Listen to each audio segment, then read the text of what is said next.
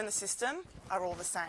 What I don't understand is from already doing efficiencies, Yeah. people already think when they go live they've got to go to PA. And Oh boy, yeah, no. That is going to cause confusion with go live because we don't actually have a lot. They're used to seeing, pathway. yeah. I would hope that people would use their common sense and know not to go to PAH and go to Logan or Beaudesert, wherever you are. But that's a message, I guess, that this group, I hope, would also keep relaying the fact that this is just purely a training domain. I have put on the document that I'm sending out some guidelines around it, and I have called out that it will be the play domain is based on the PAH. However, all the workflows are applicable to your particular site. So you can still do all the same, you can do the same practice activities, but it just is showing you a PAH site. Just disregard all that. And like I said, I've got some other guidelines. Thank you. Some other guidelines around what to do in the system and the patients, and if you want to see scheduling view, how to set that up and things like that.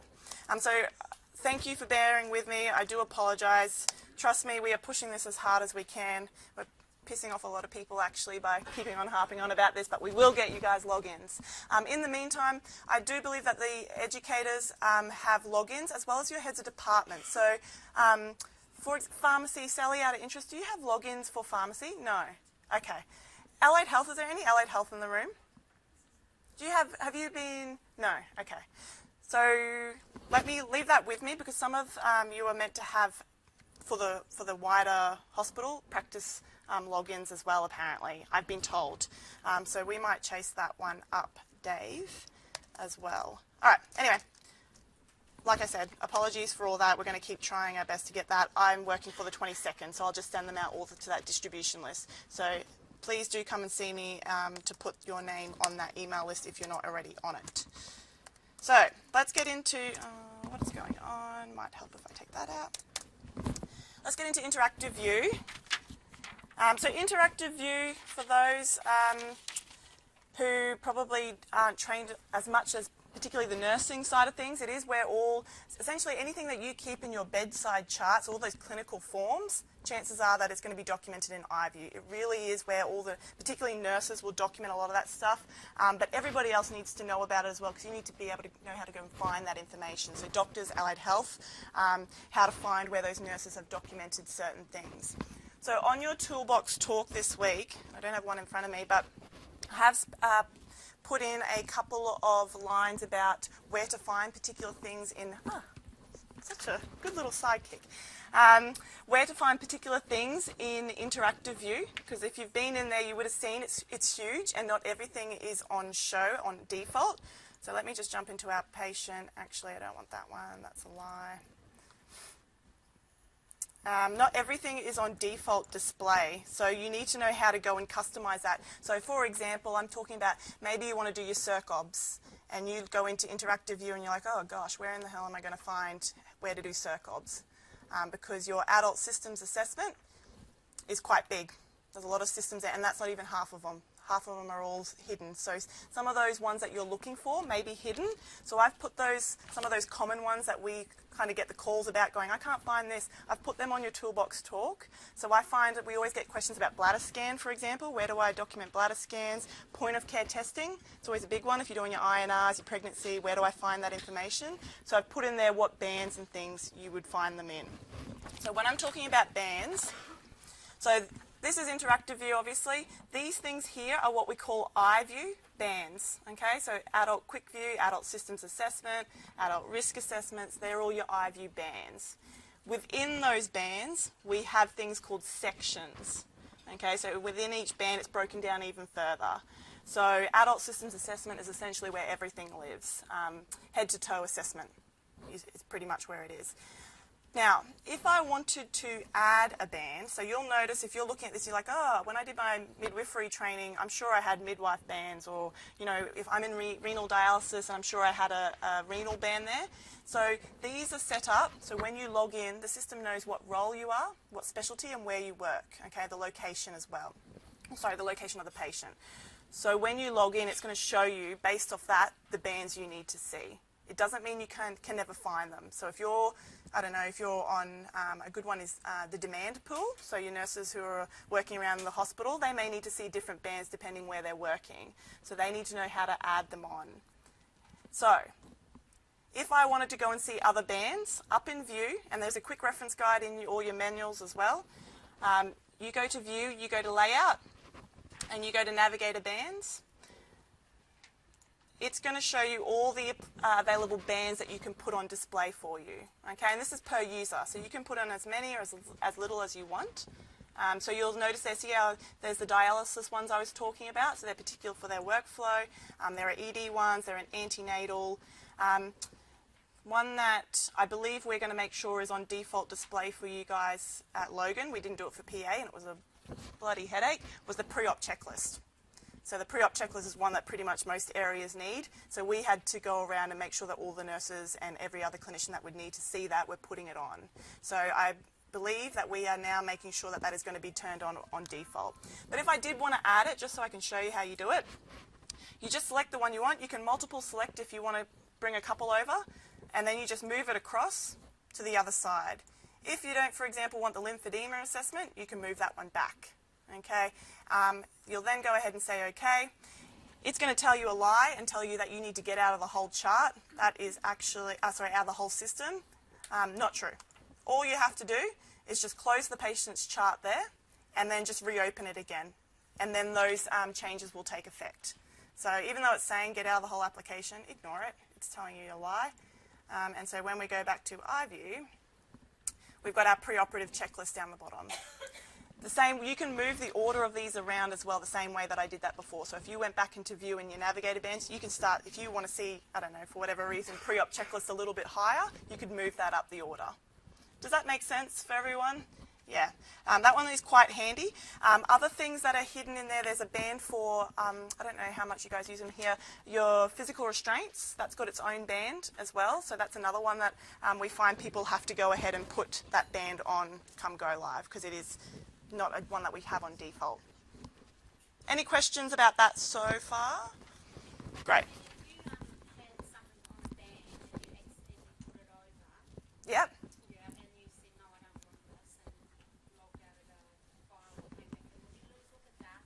No. As soon as everything's been signed off, it's all there. Nothing gets lost with the signing. But that is a good point, and I've mentioned it before, that any time you're changing your preferences, and so we're talking preferences just like adding a navigator band, changing the colours on your patient summary page, if you don't exit through the door, it does not save those changes. Okay? And that's not talking about patient data. Patient data, if you sign that off, that's always going to stick there. That's excluded from that. Purely, so if I went and exited up using my little red cross up here, it's not going to save that band for me. So next time I open it, that pre-op band is no longer there. So if you have people coming to you going, I added all my bands and now they're gone, it doesn't work, it's probably because they're not using that exit. It's really important that when they're getting out of the system, they use that exit. Yeah? Does everyone remember that? Oh yeah, there is a slogan. What is it again? Exit through the door, not through the door. Oh yes. Fabulous. Someone's listening training. Good. Okay. So, yes. User. Oh, no, I tell you a lie. Good question. No, they are patient specific. No, I tell you a lie again. Sorry. It's been a while. Sorry, no. So your iView bands, to add your iView bands, that's user. Okay. The sections within them, the bands, they're per patient. Yes, I'm just confirming. So that is a great question, and I've never understood why, and we always want that changed. But no, we cannot change that. So when you add your band, that's per user, and you exit through the door, it's going to stick. When you go, and this is the next part, this is a great segue, thank you for that, couldn't have done it better myself. This little button here, you would have seen it hopefully in training, they've showed you it a couple of times. This is your customized view. So by clicking on that one, I now can have a look at all those things within the adult systems assessment band. So within this band over there, I can have a look at all the other sections that are available. So like I said, not everything is on default display in iView, otherwise that list you'd be scrolling forever. So what it does is it's only got a few on default. So if I collapse all this, is the easiest way to see it, you're going to be able to see some of those other ones that aren't displayed when you first open the chart. Now this is where if I go ahead and say, well actually I want the seizure assessment to display. So if I go ahead and say, yes, I want that on view, and maybe I want that default to open as well. If I go ahead and say OK, it's now going to add it into my section. So it's now I've got a seizure assessment, and that one is only per patient chart. So so the next patient that comes along, you may not necessarily want the seizure. I guess it kind of does make sense, but there are some, like your neurovascular obs, for example. If you work in an area where you're doing that on all the patients, you do have to manually put that on that patient. If someone else does it first and they've documented something in it, you're automatically going to have it when you open that patient's chart, and you will have the tick to say there's already information there. So at the section level, that is patient-based. Thank you for clarifying that. That was a good point. Does that make sense? I mean, it doesn't, like, it would be helpful if it just stayed per user, but it is, the sections are per patient.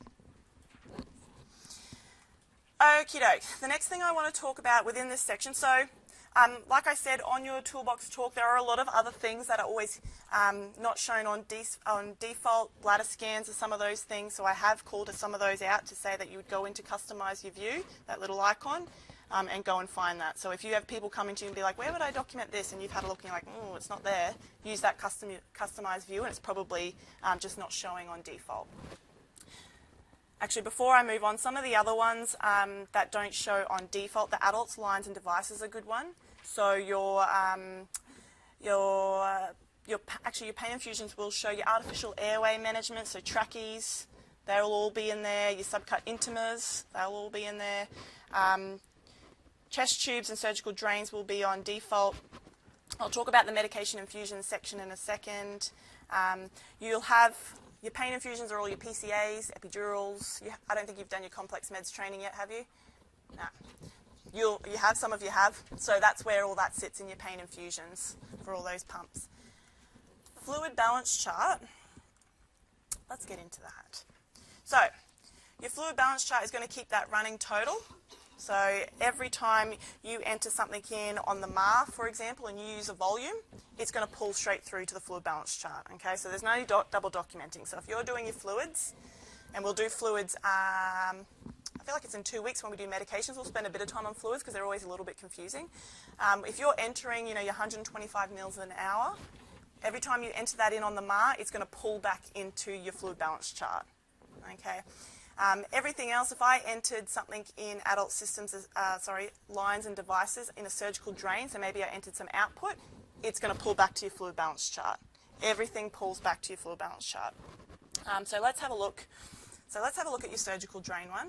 Does everyone know what the dynamic group is? Yeah? No? The dynamic group just allows you to document more than one device, essentially. So if you've got your surgical drain, when I select my dynamic group, it's that little Rubik's Cube, it gives you options to then go ahead and say what you're inserting on this patient. So what was put on this patient. So you would go through, you could say it's a Blake drain. Let's just go actually and say Foley. We'll just do this for now. So let's go ahead. You can put more details in there, but then based on that, then it gives you the rest of the information that you can go ahead and start documenting on. So all those things that you would normally document for your drain cares and things, it's in iView within this surgical drain. So any outputs that I put there, so let's go ahead and say 20 mils output for this.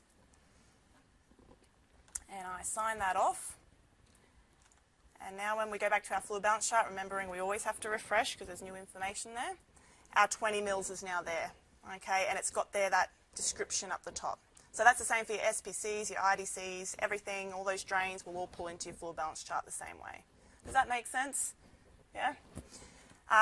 Intakes are the same, so when we do our enteral feeds, you will see that every time you enter that in iView as well, those inputs are going to pull through to your fluid balance chart as well. And we also, if we're feeling really good, we'll even do some fluid chasing that week as well. I don't know, is there any areas that do fluid chasing that would want to know about that? So much in, so much out, or so much out, then you've got to replace it with so much in. Oh, phew. It's always complicated, so take that off the list. Great. Okay. The other thing is you will notice that your medications now pull through as well. So this patient has an insulin infusion currently going, so you'll notice the name has pulled through. So that's quite nice because we're always used to just writing, you'll write the infusion on your fluid balance chart, or maybe you'd write IVAB and then you'd write 130, for example. If you enter that all on the MAR, it's going to pull through, for example, PIPTAS 130 mils. So now it's got that nice description beside it as well. Does everyone know what I'm talking about when I'm, yes, Do you want me to quickly place that order, or are you happy? No, great. Okay, let's jump back in there. So the other thing it does is it adds up that total as you go. So it's always constantly keeping that running total. So no longer are we sitting there, we always say it's our favourite one, you know, midnight when you've got the calculator and you're like, what the hell, like you're trying to work out who's entered what and you're like, this doesn't make sense, they're out 2 litres. This is now keeping you the running total as you go. So you should be able to monitor your patients a bit more closely. And the other thing it does, which is kind of cool, is it brings in all the medication volume amounts from the anaesthetic module as well. Now I'm going to show you how that looks, because I did have one prepared earlier. So you've probably heard about it, that the fact that this does that, but I don't know if you would have seen it yet. Has anyone seen the way it pulls in? Sweet, so then I should get some ooh and ahs for this, because it's kind of cool. I think it's this one. So, any of those medications that pull through from, so your patient's been to theatre, you can now see the volumes and they also pull through to your fluid balance chart. Okay, so it's always been a bit of a bugbear when you're bringing patients back to ward and you're trying to work out how many bags of fluids they've had. It always gets, communication gets a little bit hazy in that area. So now it's all pulling straight back down to the decimal. Never before will your fluid balance chart be so accurate. So I'll just scroll back a little bit further because this patient went to theatre quite a while ago. I can't remember when. So it will come through greyed out because it doesn't allow you to document anything on it because this was all done in theatre. Okay, so it comes through greyed out, and the way you know that it's from theatre is because it's got this brackets anaesth. So the anaesthetist, so you can tell that they've documented that volume. All right, so it will show. So other things that will show, so your medications, if these were all entered in theatre, which they weren't, if they were, they would all show their greyed out with the anaesth, and they would have the volumes there as well. Your blood products also pull through, which is quite nice. So any bags of blood that have been given in theatre will also pull through to your fluid balance chart. So add that on as well. So never before will your fluid balance charts be so accurate, almost too accurate. Any questions on that? When it gets to midnight, it clears, so it starts again. Yeah. Is there a running total summary, or is it just you can look back on previous days to see what the balance is? Yeah, so at the end of the day, it does a full day. So just you see there, I haven't got anything. Sorry, I wish I'd put more information on this chart, but it will start telling it at the full day mark. So you would just, if you wanted to see what the totals were yesterday, you just scroll back and have a look at that full day column. Yeah. Any other questions? You can also add your dynamic groups from here as well. So if you, like your drains and things, so we showed you, so maybe you're doing your catheter and you're like, oh, I wish I just need to add one from here. You can do them also from here and it will talk back the other way. So in IV you had your surgical drains, or actually the urinary catheter has its own field. You've got a dynamic group even in the fluid balance chart. So, you know, to save you clicking back, heaven forbid it's only one click, but, you know, you could do it from, you could add that dynamic group from the fluid balance chart as well if you wanted to. And everything's talking back. From the MAR, which is your medication, and from IV, everything will talk back in terms of volumes. Yeah? Okie doke. Next thing I want to talk about, we might do, sorry, I am jumping it back a bit, wound care. How much of this did everyone look at in training? Wound care, anyone? Anyone know how they're documenting their wounds? No? Excellent. So wound has its own section within adult systems assessment. So this could be documented by anyone. If they're coming back from theatre, they may have entered the wound already, or if your patient comes in and on admission they've got a wound, you may be documenting it here as well. So exactly the same way. So this one actually already has a wound documented, but again, it's a dynamic group. You open up the dynamic group, you say where the wound is. So let's just say this one's on the ankle, right ankle, and then you can start doing your whereabouts, let's just say anterior. Once you've done that, it brings open those fields where you used to for your wound assessment charts. So it's kind of a like for like. It's the same thing, sizes, you know, what the ooze is like, all those things that you would come to expect, that will all sit here. Now, in terms of your regime, some of you are probably thinking, like, how do you know what to put on that dressing? Because your wound chart would always have that section, that care plan, saying, you know, cleanse with normal saline, and then, you know, put Mepilex on or whatever. That all gets done in your order. So, is everyone still with me? Yeah. So your orders now, and we do orders next week, but just so you can visualise the wound. So wound care has its own order. So this order sentence, you could choose it if it was applicable. So most wounds we would put as a PRN order. The reason we put as a PRN order is because it doesn't have a frequency. So the nurses in the room will tell you, you never get to a dressing at a particular time. You don't go 10 o'clock. Actually, sometimes you do if you really have to, but most of the wound dressings are done when they've got a chance. So we do make it a PRN order, which means it's not going to drop a task at a particular time, so you have to do it at this time. It just sits there floating along, being like, don't forget, you've got a wound to do. And then what you will do is in the order comments is where you write your regime. Okay, so you might go 1, cleanse with normal saline. 2, blah, blah, blah. Now, let's go ahead and sign that off. Sorry, I know I'm doing orders next week, but just so it kind of closes a loop so you understand where we're going with this wound. If I go back to Care Compass, and we did Care Compass the other week, hopefully this looks familiar to all of you, and hopefully I've put it on a patient that doesn't have 250 tasks. So let's open up our task list. We go to PRN. Ooh. All right, never mind, because I did it on this patient. That might be why. There's our wound care. So the comments will all show when you select it. So it would show the regime there, so you know what you need to go and collect. When you go document, it's going to pull you straight into that iView. So this is just saying, because I didn't save anything from before, so it's saying, are you sure you want to leave that other page without saving? So you do get prompts when you're trying to leave a page. So it pulls you into that incision and wound section. So that kind of makes sense how iView and Care Compass and those tasks are working as well.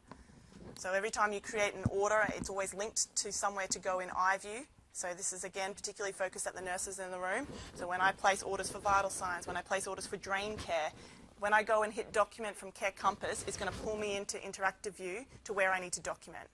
Because as we've seen, it's so big, some things aren't on default display. If I've gone from Care Compass and selected document, it will automatically open it for me. I don't have to go search and customize the view, go find it. It will pull it from the back end because it's not on display and pull it to the front and go, here you go, this is where you need to document. So if I hadn't documented a wound or I hadn't had a drain and it wasn't visible, if I went from Care Compass, it's just going to bring it straight up in front of me. This is where you need to document it. Does that make sense? That's why those tasks are that's why I stress them all the time, and I stress Care Compass. It's really going to help you when we go live because it shows you exactly where to document. Otherwise, you can spend a good while searching through this whole interactive view trying to find where, in fact, you document things. It's huge, it's massive, it's comprehensive. There's so much you can do in there. So use your task to help you with that shortcut. So that's wound care. What else are the main ones in iView? Oh, this is a good one. So your activities of daily living, and this will be for everyone in the room, so allied health as well, particularly. So this is where you're used to on your care plan saying, you know, 1 assist in the shower or use a rollator, or, you know, you're used to your care plan going through and ticking and flicking. Most of that, your food charts, most of that will be found in activities of daily living. TED stockings, activities of daily living. So I've put that on your toolbox as well because they're the ones you most commonly will go to look. So if I scroll back up, they are all split into the separate sections. So activity, so if I went into, you can put your patient positioning there, so whether they're in their chair, all those general things that you would normally write on your care plans, this is where you can find that. Your food charts are all in here, dental care, everything. Diets as well. So your diets, in terms of you guys do your diets with, are you guys using Seaboard? Which one? That's right. So that is all saying there's no interface with kitchens and IMR. Okay, so that all continues as usual. What we do suggest is that the diet type do be entered in here. It is a free text field. So you might say den fluids. Now, in order to make sure that's handed over, because it is hidden within there. I mean, most nurses know that your stock standard handover things. What you can do is you can actually use flagging.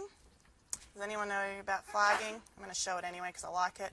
So if you right-clicked on that, and you can do this with any result. So if there's a blood pressure that's a little bit low and you're like, oh, I've got to remember to hand that over, or you might think, oh, I want the physio to be able to see this, or, that they were a little bit dizzy, so maybe, just so it's up there so they can see it before they go getting them out of bed. You can flag it. You can flag it with a comment as well. You can add a bit of text around it, or you can just hit flag. And what that does is when you go to your patient summary page, and we refresh, it's now coming up in your flagged events. Okay, so everyone has that widget. It might look a little bit different if you're not a nurse because this is set out in SBAR, but doctors will see that everyone will have flagged events and you'll be able to see that diet type there. So you could use that for anything else. So you could use it for, like I said, a blood pressure that you're a little bit worried about, because remember, handing over, you'll be doing it from your patient summary. And so at least there, it's there to prompt to go, oh yeah, that's right, I need to tell you about that blood pressure, or that. So anything in iView can be flagged. Okay? That's always a good one. And then you can go back and unflag it if you need. They stay there, I think it's 30 days. So you can always go back and go, okay, well that's actually no longer relevant, maybe that's changed. So you can actually go back and say, well, I'm going to unflag that. Maybe I'm changing it now, they've been increased, their diet's increased, or something like that. Yes?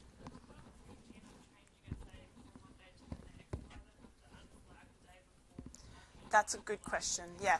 Yeah, so the question was around if I am going to change it, do we need to unflag the previous result before I make the new result? The answer is yes. I mean, you don't have to, but that just means 2 diets are there, and so then it's going to rely on whoever's reading that to go, okay, what date? It does have the dates that they were all documented, but just to save any risk of, people getting confused, I would be unflagging the previous, and then, yeah. It will otherwise just start listing them there, but yeah, like I said, at least it's nice and clear, just the one diet there. Yes. Oh, that is such a good question. Yeah. Yeah. Yep. Yes. So, sorry, I have to repeat the question because we're recording. So yes, the question was around, can you unflag someone else's result? You never used to be able to, and it caused us quite a big headache. You can now. So now you can unflag someone else's result. Because yes, there were lots of leftover flagged results at previous sites that needed to clean up. So yes, you can unflag someone else's. Any other questions around the flagging? Yes. Oh no, that's right. Any questions? Oh yeah.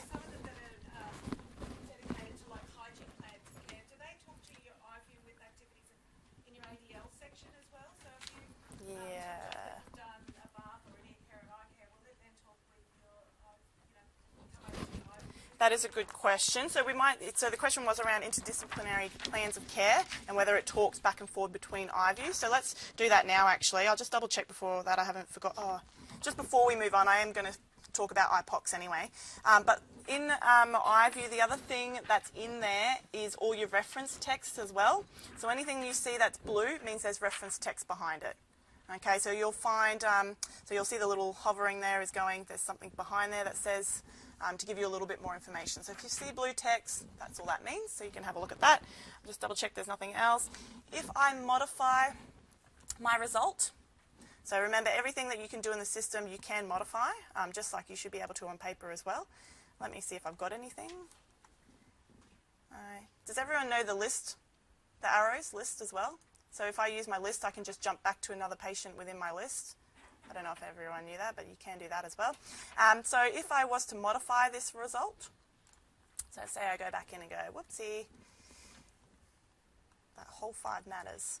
So we sign that off. The little blue arrow just means that it's modified, someone's modified that result. So that's your indication. So if you're seeing that blue arrow around or you're getting asked what that means, it just means that something's been modified. You can always go in and have a look. So if you go into view result details, it's going to tell you everything that's happened. So you can see who performed the original, who modified it, all that information is all there in the back end as well.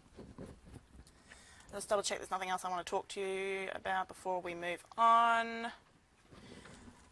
We always get questions around font size. So people always find this screen quite difficult to read. When you've got your devices on your wards and your, particularly your wows and your arms that are on the walls, it's much easier to read. It's just because of the projector resolutions it never shows up well. But if you wanted to, let me just double check if I...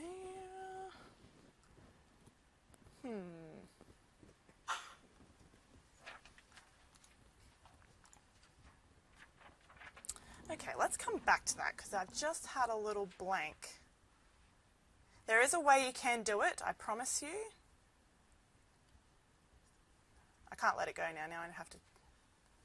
This is what I do. Oh, okay, I found it. In options, and there is a quick reference guide, because even I forget. In options, there is a customized view. If you go into this one, it brings up that same list, but if you go across to preferences, you can now start changing things like the order that you see the results. So if you want to see your results back the other way, so if you're used to reading left to right and this eye view is showing right to left, you can change it back the other way. Now before you ask, you can't do that with the MAR. You can only do it with eye view, I know. So which makes you, then you start weighing up, do you really want to change one if you're always going to have to be reading one way for the MAR? We found that at previous sites they end up leaving the eye view the way it is so it matches the MAR just to get used to it. You'll be surprised how quickly you just, get used to it. Now when I read the paper charts I struggle going back the other way. But if you wanted to, you certainly can change that around the other way. So the time sequence, it's here. Time sequence, if you change that back to chronological, it's going to bring the columns back the other way. The other thing is your font size. So you can come in here and change your font size. So if you're struggling to read that, you can go ahead and change that. And let's say OK. And now we've got some nice big writing and it's going back the other way. Yeah, so there are some settings in the background that you can do with your eye view. The other thing I like doing as well is when you're doing your results, see how it's got your actual time? So down to the second, it's recording at what time you've documented that result. If, like a minute has passed and you're doing your vital signs and you've written your rest rate and then the patient's talking to you, then you go and put your stats in and now they're showing on 2 different columns and you're like, oh, I want to just see them all together just to review what's happened. What you can do is you can right click and you go see it by the hour, or you can change it even to a 30-minute, whatever you want, depending on how. Then it brings them all into the same one. So then you can have a look at them all in the same one. That's handy, again, for your pre-op checklists and things like that, when you may have only done half of it, and then as we all know, the buzzers are going off and you come back and do the other half of your documentation. If someone wants to review that all together, particularly when the next nurse comes along to do their next column, the next check for the pre-op checklist, you can change that filter and it brings them all together. That's always also a good handy one. Okay, now I think I'm done. Do I want to tell you anything else before we move on? Chest tubes. Oh, medication infusions. We are going to get into medications. Medications is huge. It's my favourite area to talk about because I worked on that project with the rollout. So I will promise you I will cover that in detail. However, just so you know, there is another section. So everything with medication should be administered from the MAR. Okay, that makes sense. That's one source of truth for medication, decreases error, etc. However, with some of your infusions, particularly those ones that you titrate, so you titrate depending on a patient assessment that you've done, you do have the ability to do that in eye view. Everything talks back and forth from the MAR, so everything will be the same, but it just allows if you're, so for example, this Act Rapid that we've got in beautiful big font, that it's changing everything. So if you bring up your vital signs on top, and just bear with me, I am going to see if, where did I go? Options, customer. I just want to make it smaller again because otherwise you're not going to understand what I'm doing. Let's change that back. Okay. So see how I can now see my blood glucose there, and I can see my insulin Act Rapid. So you can see, because you can titrate your rate based on what the insulin, the blood glucose is. So things like your GTN infusions where you're doing that based off the vital signs, this is how you're going to see that for nurses, for those titratable ones. Now, only titratable infusions will pull through to here. So any of those other ones that you don't titrate won't come through here. The source of truth is the MAR. Okay, so, but anything else that you change, you can view your vital signs or any of those other tools you need to at the same time as doing your rates. So you can do your rates from this section here. If you double click on there, it's going to bring up that same administration window that you'd be used to seeing from the MAR. So you can do it the same way. Yeah. So you can do that back and forth. So you can go ahead and say, well, I'm going to change the rate based on that glucose that I entered. And then that also helps you to see the trending as well. But I will spend more time, a lot more time on that when we get to medications. It's my jam. It's my favourite bit. All right. Now let's talk IPOCs. So interdisciplinary plans of care. So if I entered anything in my risk assessments, there are some rules in the background that will automatically suggest a plan of care. Okay, so I have put And actually, a lot of our projects also don't know this. On your toolbox, I've given you some of the rules. So if I answer yes to this section, then it's going to suggest this plan for me. Because sometimes you end up with a patient with like lots of suggested plans of care, and you're like, why do they even have them? You can go in the back end and have a look. It'll say system generated because they answered yes to this in iView. So I have given you some of the general rules around it. I know it's very wordy and it's probably a little bit techy, but it helps to know, so particularly around the falls and your self-care, if you're getting suggested plans for your patient and you're wondering why they're there, it's probably because you've entered something, a certain value, answered a yes or a no to one of the iView risk assessments, which automatically has suggested the plan of care. So if we jump into orders, now the other thing with suggested plans of care, surprisingly this one doesn't have any, is that if you are ever suggested a plan of care, you should never reject it, even if it's not applicable to you. So if you as a nurse go, well, this doesn't mean anything to me, I'm not going to accept that suggested plan of care, it may be applicable for someone else who's looking after the patient.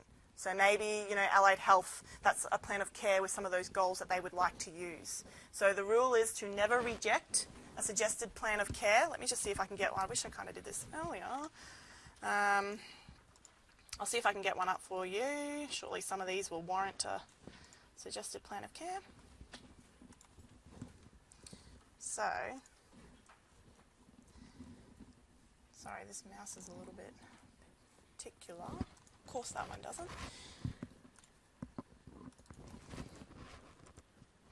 So if I answer yes to some of these questions, now normally you would never do a falls Waterloo like I'm doing now. And good thing to note is that if you don't put a answer into every one of these fields, you're not going to get that Waterloo generated score at the end. So if you get to the end of your Waterloo and you go, why didn't it calculate my score and now I have to use a calculator, how dare it? It's probably just because you haven't put something in particular so that it doesn't know to calculate that total score. So you would never normally do a Waterloo like I'm doing right now. I'm just trying to get a suggested plan. I don't know if it even works in this domain, but I'm kind of hoping that it will. Nope, it's not going to do it for me. Great.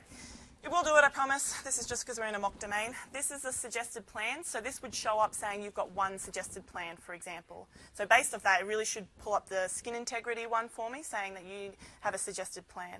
Now, pretty much if you've done your Waterloo and it's suggested a skin integrity one, everyone really should be accepting that. Same with your falls risk ones. It's part of our standards, we need to be accepting those. But there are some other ones, so if we open up, you can find all the other ones. If it's not suggested, doesn't mean you can't find it. So nursing logins, you have a folder called IPOCs. Everyone else, you are available, you can just type in plan of care and it will search them all for you. It's probably the quickest way to do it.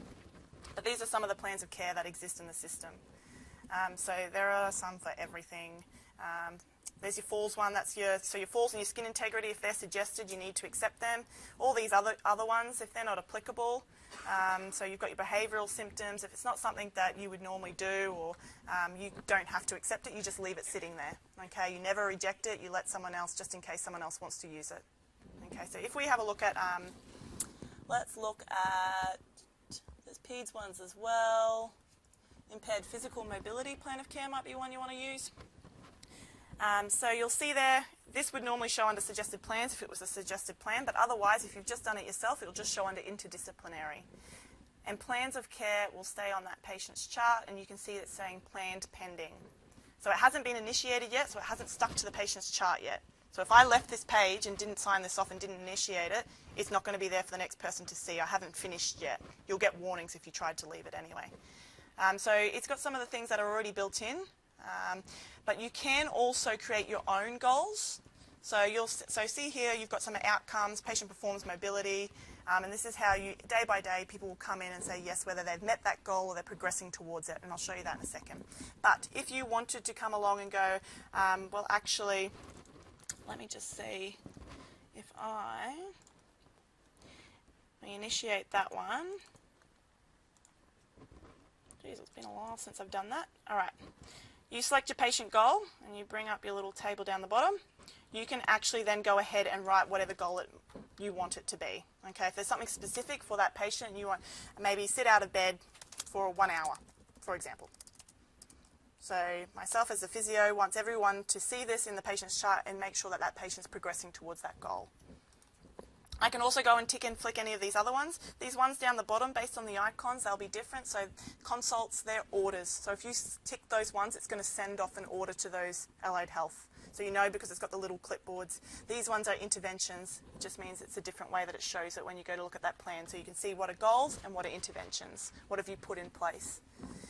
So you can, again, same thing. You could do your own ones there for those interventions. But once you're ready with the plan and you sign that off, and we refresh, it's now all sitting there. And so everyone who accesses this patient's chart can see that plan of care and can document against it. So if you went to document in plan, this is where it's sitting. Oh, and you'll notice that's initiated. See how that's bolded now? It's saying that plan's been initiated. Everyone, if you go to document in plan, you can now actually document against some of these goals and these interventions to say how they're doing. So if I hit that one there, I would be able to say whether they've met that goal, whether they're progressing. So if we went to our sit out of bed one, and maybe I went, they didn't meet that goal on this day. And you can put some reasons in for it. Patient refused, maybe they didn't want to sit out of bed. You can put some more comments around that, and you can sign that documentation. Everyone can document on top of that. So the cross means they didn't meet it, but maybe if I'm physio and I come along, and you know physio always have that knack of getting people out of bed, even though you try as hard as you can when you're the nurse and it won't do it. They might come and go, yeah, well, I got them out of bed, so tough. So they could go and say met and sign documentation. So then it's going to say, okay, well now they've actually met that one. It does keep all the history. So you will be able to see, well, on this day they didn't meet it, but then on this day they did meet it. Okay, so that's generally your plans of care. There are quite a lot in there that you can. I did list your main ones and the ones that will trigger off suggested based off what you put in iView, because they're the ones we tend to see the most of. Does that make sense? Does it make a little bit more sense about plans of care? I always struggle when I learnt that in training. I was like, I don't get it. Why are we doing this? Just show me my care plan. So they are all there. You can add, based off your scope, if you think that's something your patient should be on, you can by all means go ahead and do that. Once you're ready to cancel, so maybe that plan of care is no longer relevant, it's just a right click on it and a discontinue. It will ask you, do you want to keep any of these? Is there one goal that perhaps you want them, maybe you want them to keep sitting out of bed, so you want to just keep that one goal? You can do that, and otherwise it will discontinue all the other ones. Okay, and you just sign that off. So only for nurses in the room, when the patient does get discharged, it is only then that all the suggested plans of care, you would go through and get rid of them.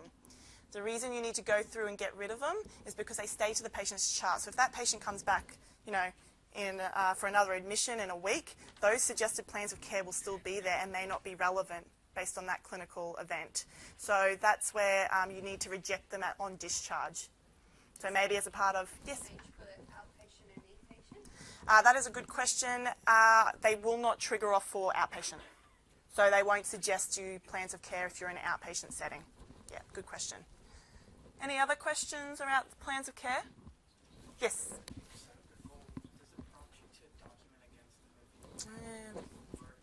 Good question. Yeah. So the question about whether there's any smarts behind this with your goals to prompt you for some of those tasks, no. Unless there's an order that may already exist in the system. So our order catalogue for patient care tasks is quite massive, and maybe when we get to orders, I may even try and put some of those ones where so there's a lot of orders within the system, like we may know it as pressure area care, for example. In the system, it's called turn patient. So you're not routinely going to know to look for them. So I'll make sure on the toolbox I'll give you some of those. I'll have a look to see if there's any that you would marry up.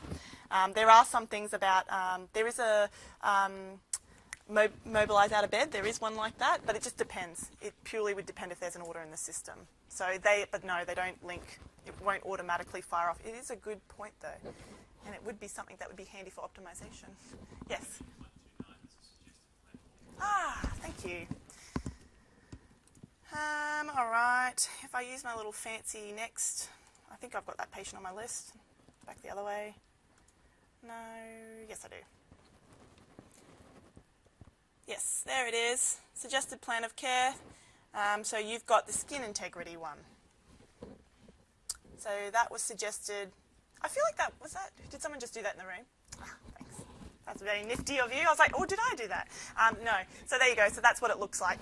So you'll see up the top, this is that accept, reject that I was talking about. So you would never reject, just in case someone else in the interdisciplinary team wants to use it. But if you want to use it, you could go ahead and say, I'm going to accept that one. And then you would go through like I did before and say which ones you're going to use, modify, make your own goals, and then initiate it. It's only when you initiate that that plan of care becomes active in the chart. Make sense? Great. So I think that's all I probably need to cover, unless anyone has any other questions about iView. If there's something particular that you do in your area and you haven't seen it in your travels, in your training in iView, just hit me up and send me. That's probably the bulk of our questions are always around, I can't find this in iView. And sometimes we also have to be like, where would that be? Because it's just so big. It's massive. So do feel free, because what you may find is if it's on your area, if there's a particular area and you always need to see the same clinical information, maybe you want to look at some checklists or something so all your nurses know to find this, go to this section. Or, you know, if you're allied health and you need to review something in the chart, this is where you'd see that information. Yes? Yeah, public holiday. Woo. 25th. I put it on, I changed the date on your Toolbox Talks, and I have secured the room for next Monday. I'll send around the reminder appointment to tell you what time, because I think it's 12 to 1, I think. But next week we are doing orders. Next week's a good one. So we're going to do orders. So that includes medication orders. We'll talk about decision support. We're going to do pathology, radiology, patient care tasks, and we'll talk about some of the related results with pathology and how that looks. And results. It's a good one. I promise. Thanks, guys.